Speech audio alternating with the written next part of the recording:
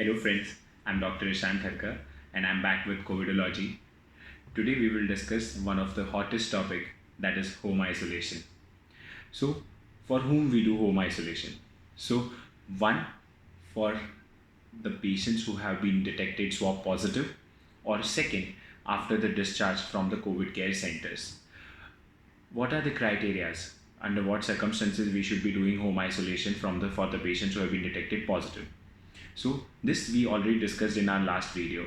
That is, very first is that the age of the patient should be less than 60. Second, the patient should have mild symptoms or should be asymptomatic.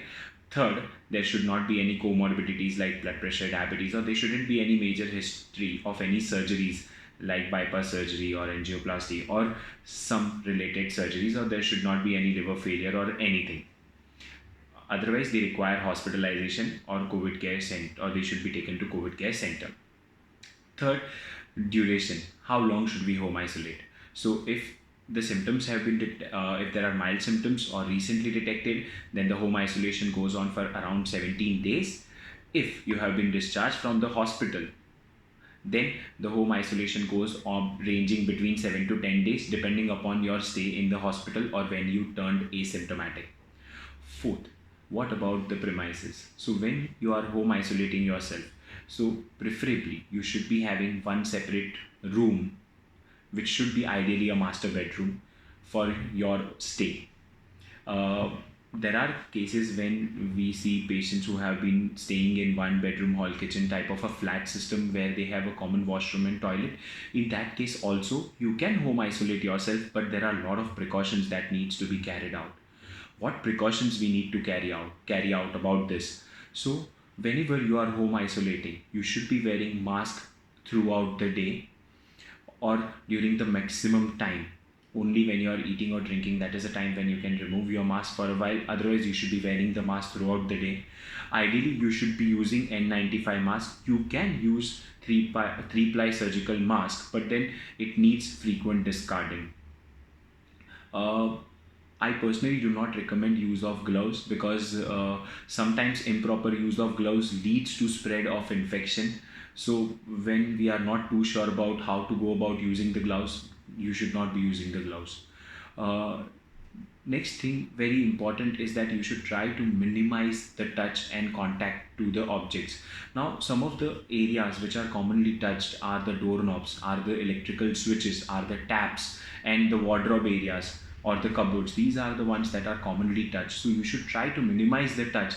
If at all you touch these areas should be clean or sterilized immediately after touching them.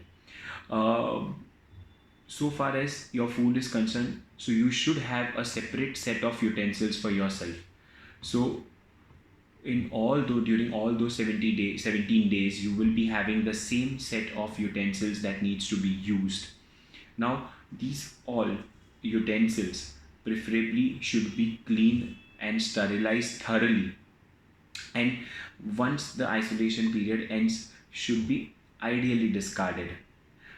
Clothes, so far as clothes are concerned, so these clothes needs to be washed thoroughly, but before washing these clothes they are to be soaked in hot water and detergent solution, preferably for at least half an hour. They are thoroughly mixed, which is probably known to destroy the virus. Next is about the medicines. Whatever medicines you have been prescribed by your doctors, you should be taking it. You should not avoid use of those medicines. If you have been asked to take certain medicines after the discharge from hospital, in that case you should continue to take those medicines as well. Uh, Next, about the caretaker. So there has to be only one person who should be the point of contact, who should be handling your utensils, who should be handling your clothes, and preferably when he is doing all these things for you, he should be wearing mask. At the same time, he should be wearing gloves while washing the utensils or while washing the clothes. Next is when to report to a doctor, or what decides whether you will continue to be home isolated, or what if you develop some symptoms. So there are certain warning signs. If you happen to develop them, you should immediately report to your doctor. These symptoms and signs include if there is any difficulty in breathing, if the oxygen level drops less than 95%, if there are any mental confusion or increased amount of sleep is experienced, or if there are any neurological symptom like there is slurring of speech or there are seizures.